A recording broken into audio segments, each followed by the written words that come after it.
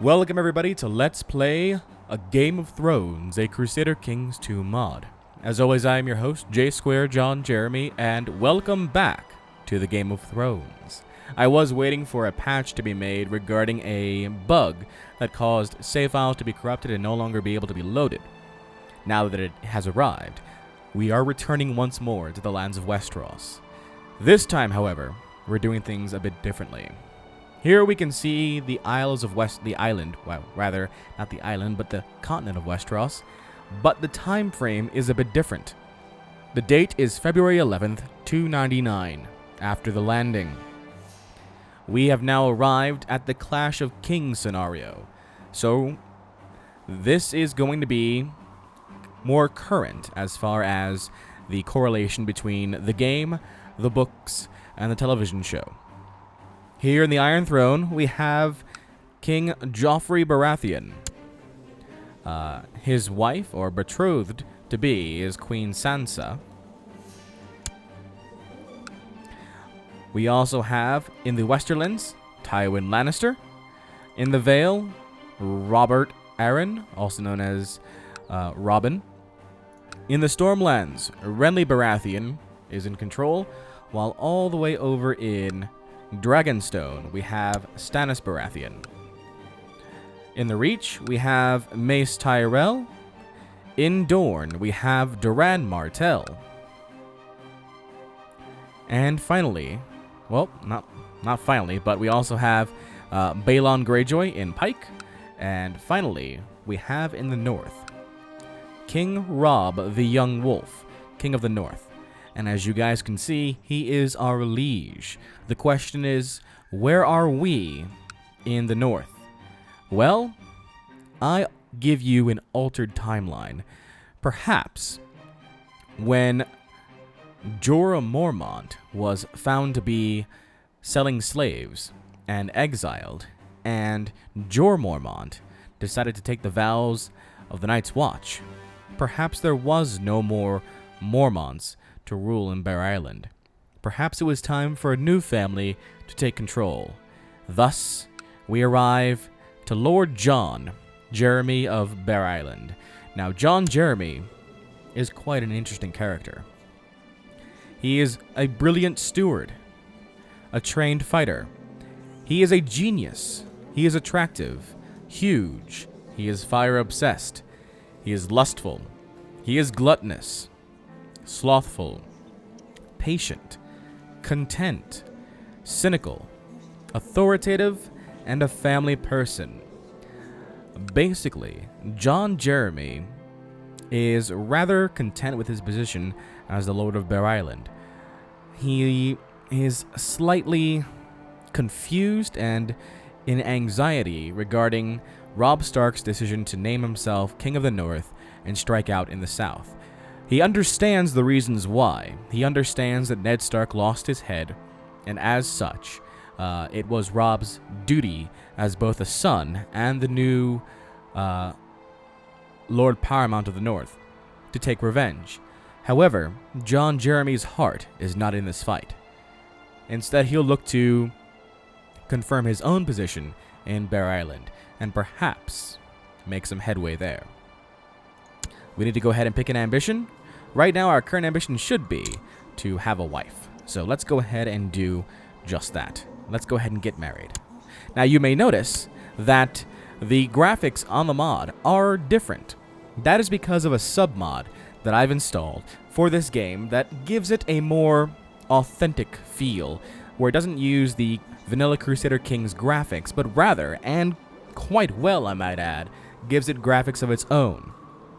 Just like how the music entrances you in the Game of Thrones, the graphics on this do as well now. At least I feel. So our first job is to get married. Let's go ahead and find a character here. Remember, we want to have a wife who is not in prison. Obviously not already married. Probably wouldn't be good to have a ruler, and is my religion. And probably would be good to have a wife that is an adult. So let's go ahead and find one, shall we? Who is the highest ranking one? We have Morna, the law speaker of Wildling Raiders. Well, not exactly. Shella, the master coin of Rushmore.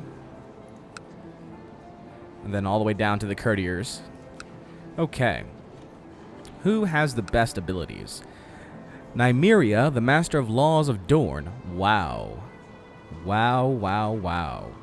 She is a Grey Eminence, a bastard, which we already knew. Attractive, quick.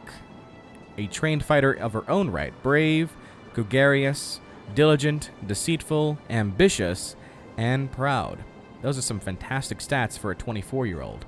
We also have Val, the Master of Laws of Strong Song. She is a wildling. Is attractive, trained fighter. Okay. Delina, Elleray, Melinda, Maria, Anara. Okay, so these are our lead contenders. I'm really liking Nymeria. If we can make her our wife, I'd be pretty happy with that. How about those in martial ability? Brienne Tarth. That'd be interesting to have as a wife, right? We have Alysanne Mormont. So there is a Mormont, but not the heir. Lyria, Master of Whispers, is a brilliant commander, strong, proud, cynical, temperate, and authoritative. That's not bad stats either. Morna, Janna, Fruella, Shira, Malara. Okay, how about the best stewards? We have Anya of Cape Kraken, Alysanne of the Blue Hills, Lyria, Leicester, bunch of common folk, Joanna Swift, Tala Tarley, and down the line. How about those in intrigue? Olenna Redwyn. No, I don't think that's going to be an option for us. We have Arianne Martell, daughter of the Prince of Dorne, who is an elusive shadow, attractive, a hedonist, so that gives us an increase in fertility, lustful, deceitful, proud, brave, and ambitious. So she might also be a good option, although Nymeria has the better stats, and she has quick. Arianne is a hedonist and may potentially give us more children. Okay. I would be happy with either one right now. How about those in the best of learning? Pretty much anyone. Calais over here. Not a fan of those stats, but she does have quick and attractive. She might be a third option, just in case. Even Tyann Martell is okay. Okay. I'm going to try first for Nymeria Martell, and we'll see how we do. We'll get to that in a second. Let's try and arrange a marriage between her and myself. He will say yes, apparently. So I'm going to go with Nymeria. I think. Just debating right now. Right now. Grey Eminence. Bastard doesn't matter, really. I guess the only thing is that doesn't matter. Well, the only thing that's an issue is that she's not going to be in line for any sort of...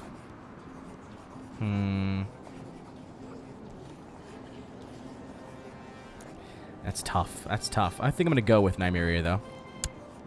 So we're going to try and get her. And if not, we also have her sister as well. Here is something that was hiding in the corner, but obviously you guys saw it anyway. This is the start. This is the very first message that you receive once you start the this particular scenario. Lady Madge. So Lady Madge was the original holder of Bear Island before I created my custom character here. You know what? It'd be kind of funny if because you can see that when you pick something, it changes the opinions. I wonder if it doesn't affect my opinions with these people, which would be hilarious. But I digress. Lady Madge, I declare that my brother Robert left no trueborn issue of his body. The boy Joffrey, the boy Tommen, and the girl Marcella, being abominations of incest between Cersei Lannister and Sir Jaime the Kingslayer. By right of birth and blood, I do lay claim to the Iron Throne. Let all true men declare their loyalty. Signed, Stannis of House Baratheon, the first of his name, King of the Andals, the Rhoynar, and the First Men, and Lord of the Seven Kingdoms. Now, you can accept this, and as such, I guess, you can accept the fact that Stannis has claim to the Iron Throne, or you can say all lies, of course. In this scenario, we'll just say, of course, I should have known, because I want to see if the opinions will affect me, or do they affect only Madge, which would be awesome. So, does my opinion, by saying I should have known, did my opinion drop? No, it did not. So, the opinion of Madge, which I will try and find now.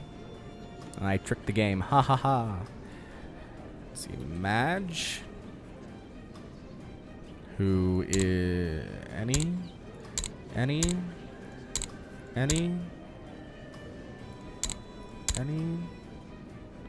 Is she not around? Dynasty was Mormont. There we go. Madge Mormont, heir to the castle of Woodfoot Watch. Oh, she's she's a part of the Night's Watch now. Okay, well that's a thing. She also got sent to the Night's Watch. Well, I guess I sent her to the Night's Watch. How about we do it that way? How about instead, John Jeremy was ambitious, and seeing how the Mormonts were lacking in power and authority after the banishment of Jorah, and Jorah being sent to the Night's Watch to take the vows, John Jeremy managed to parlay his position as a genius and an attractive individual, I guess, to force Madge Mormont to also take the vows, or something. I don't know, but she's over there in the Night's Watch, and I'm ruling in her stead. So there you go. Now, we are attacking King Joffrey of the Iron Throne in the War of Northern Independence. So remember that as part of the campaign here, we are fighting for our own independence. We are not fighting for any of the other kings as far as the right to the Iron Throne goes. We are only looking to maintain our independence. And again, our liege is King Robb the Young Wolf. King Robb over here is a skilled commander, has a dire wolf, obviously, that follows him. A trained fighter, he is considered a rebel leader. He is proud, authoritative, honorable, brave, just, honest, kind, and diligent. He has no wife of his own right now. His heir is Lord Brandon, his brother. And you can see here that Arya Stark died, or possibly only went missing when they took over the capital. Eddard Stark was executed by King Joffrey of the Iron Throne. His mother is still around. And you can see Jon Snow is the Master of Laws in the Night's Watch. Sansa is currently the Queen of the Iron Throne. Brandon is the heir. And we have Lord Rickon of the North as well. So I'm excited. This is the first time I'm playing a different campaign for you guys. And I am interested in seeing how it goes. With all of that being said, and hopefully enough exposition to have everybody understand exactly where we are and what we're going to be doing, let's go ahead and continue with the Game of Thrones. Iron King Balon the Ninth of the Iron Isles has declared Islander invasion of the North on King Robb the Young Wolf. I like that it flashed. That was also pretty cool. So, Balon Greyjoy has declared himself the Iron King and is trying to attack Robb while Robb is down south with his armies. We had very good military ruler happen to us. Now, Robb is down here in River Run, and looks like he's heading towards the army of Tywin Lannister here. So, I guess that it's up to us to try and defend off Iron King Balon Greyjoy, which is going to be interesting. Where's Theon? Theon is at Court and Pike. Okay, so we've already come to the point where he's abandoned Robb. Spoilers. You guys got to give me a break here. The show's past it at this point. The books are past it at this point. You got to give me a break. Okay, and so now we're in 2 wars right now. Oh, goody. Lord John Greyjoy has joined the Crown Loyalist faction. All right, we're going to go ahead and stop that right now as well. How do we do that again? Totally forgot. Aha! We're going to go ahead and show it in the low priority tab. Ruler joins faction. Yeah, low priority tab. Done. Fantastic. So Howland of the Neck is joined. Hugo the Big Bucket is joined. And Osulf of Arendelle is joined. We're going to get more of that. Hey, we got her. Nymeria Sand has arrived at our court. More people have joined the Crown Loyalist faction. Lord John Jeremy and Nymeria Martell have gotten married. It is customary for a dowry to be paid to the groom's house. We will ask Prince Duran Martell for the dowry. And he's accepted. At least the marriage portion. We can now host a wedding feast. But, look what's down here. Lord Paramount Stannis of the Stormlands has inherited the Stormlands and other titles from Lord Paramount Renly Baratheon. And he has immediately declared war for the Iron Throne and King Joffrey. So his brother Renly died in a suspicious accident on February 20th, 299 at the age of 21. So there you go. So that's followed up as well.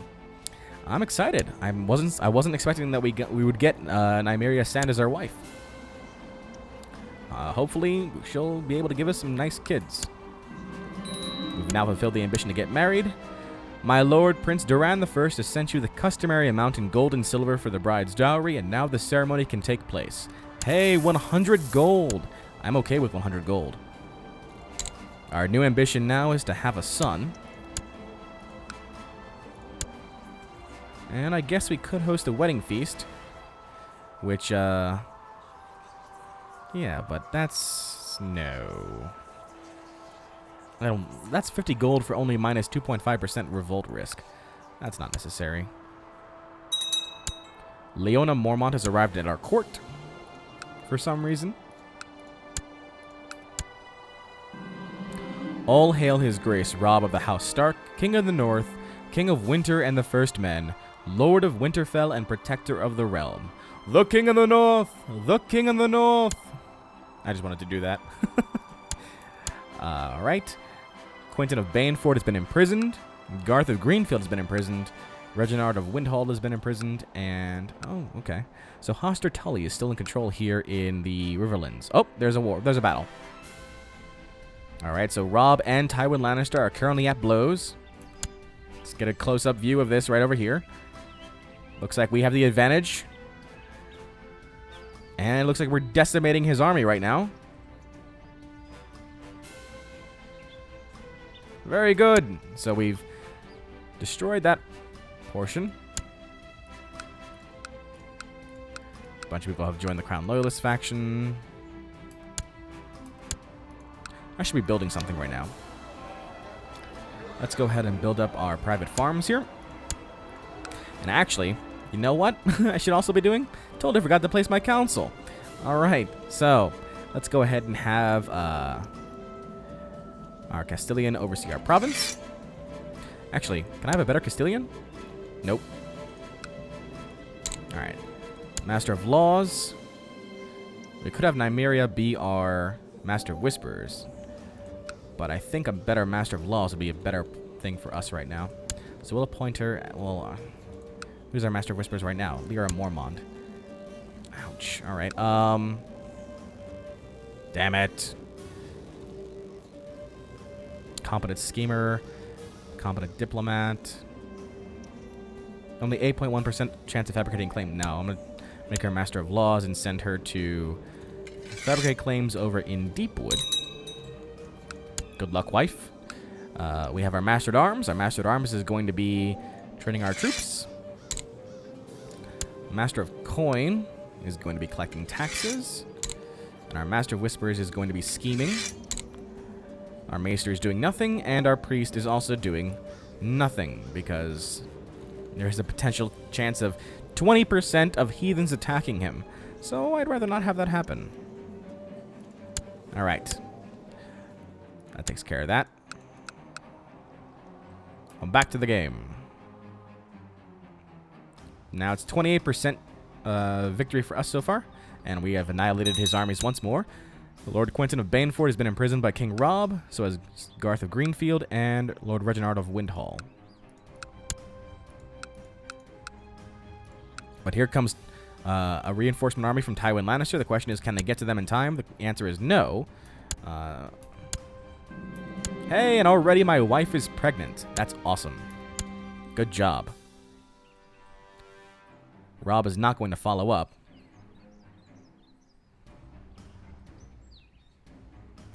Wow. Free folk invasion of the wall. 66% victory so far on for King Mance. Wait, what? No. We're on the side of... Yes, we're on the side of Jorah Mormont. So 66% victory score for us so far. Scared me for a second. I was like, what? Wildlings? Peasants from the local countryside have sent a representative to petition for our support for one of their traditional carnivals. We can afford it, or they are just peasants. Local revolt risk of 2.5%. 25 gold.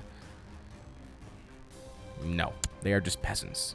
2.5% is not too much. He says as he... Oh, nope.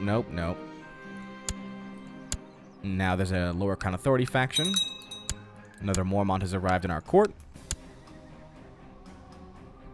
And it looks like King Robb is trying to take on King's Landing.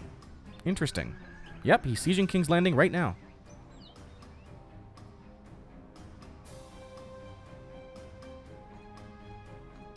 Oh. The army of Prince Theon is currently in Deepwood. But they're going to be attacked.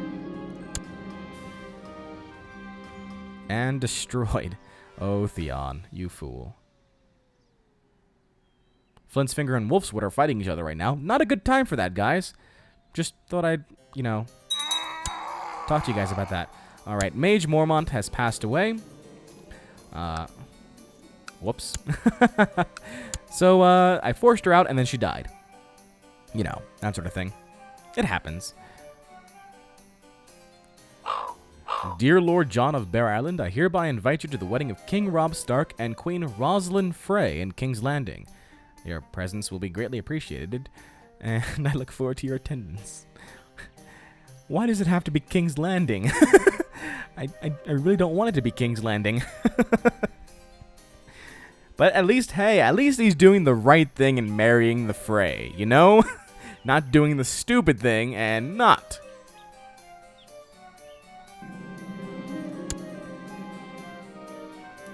Lord Bendar of Strong Song has declared Strong Song's war for Harold's claim on the Vale.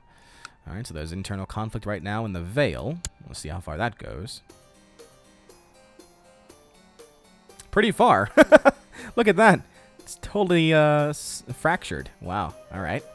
That's definitely a thing. The Reach is also in somewhat rebellious states. Oh, that's because Mace Tyrell has passed away. Died a natural death at 299 at the age of 43. We now have Willis Tyrell in control. Willis is crippled, but is quick. His wife is Joanna Durwell. So this whole new thing is pretty cool because now it's in different places, which I'm still trying to get used to. But I really like the look of this. I really give kudos to the guy who made the mod, and I swear I will remember his name in the next episode, but I'll write it down on this one. King Robb I greeted us warmly to the wedding. Fine arbor gold was served, and the most lovely music was played throughout the whole night. Thank you for having us. Now Rosalind Frey and Robb Stark stand before the spirits to take up a holy vow of marriage. Oh no! So not only did Mace Tyrell die, Loras, the Knight of Flowers, has also died in battle against Lord Paramount Willis of the Reach. Okay, so apparently the rebellion that was against Willis was being led by Loras. So not a good idea, Loras, and now you're dead because of it. Good job there, buddy. Oh, during the wedding, I had a lovely dancing partner, and after some wine, we were both a bit drunk, and if I read the situation correctly, more than attracted to each other. King Robb and, well, Beth and Lord John slip away unnoticed. Who is Beth? We will find Beth. Beth. Nope, I don't need a ma. Beth.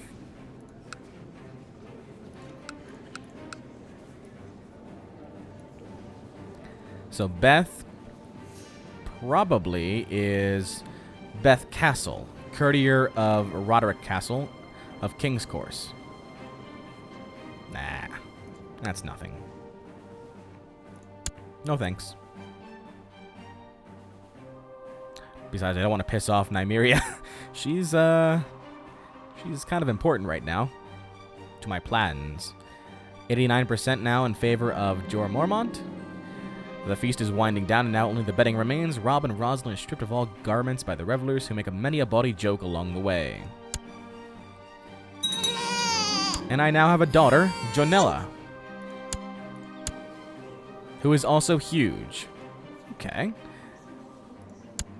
My adopted father is now Oberyn. Oh, man.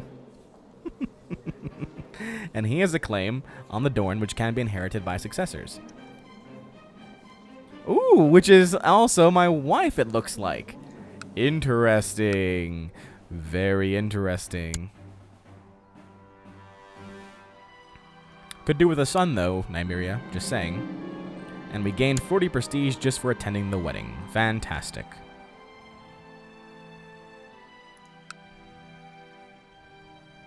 Oh, man. Robb just got beat down right there. 40,000 man army. Lord Paxter of the Reach and Tywin Lannister just demolished Robb's army. It even vanished and went back to the north. Now he's going to have to re-levy? Yeah, he's back in Winterfell. Wow. Yep, look, he's trying to bring up his levies again. It's crazy. Now we lost all of that independence stuff. And now we're in command. Oh, great. Just what I always wanted. I wanted to be in command. Great. Wonderful. Fan-damn-tastic.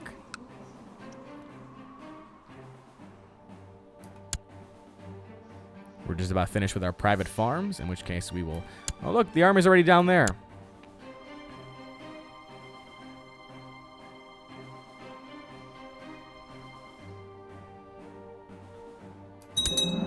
Alright, we've built our private farms. Now we're going to focus on... I guess basic defenses would work. Just in case, you know, that sort of thing. Alright. So, that's going to be it for this episode here. We have started our brand new scenario here in the Clash of Kings. A lot of things have happened already, and we are currently going to war. And I am not a fan of this. At least I'm over in Bear Island, so it'll take me forever to get down to the rest of the armies. I'm okay with that, at least. Until next time, this is J Square John Jeremy signing off, saying so long, and take care.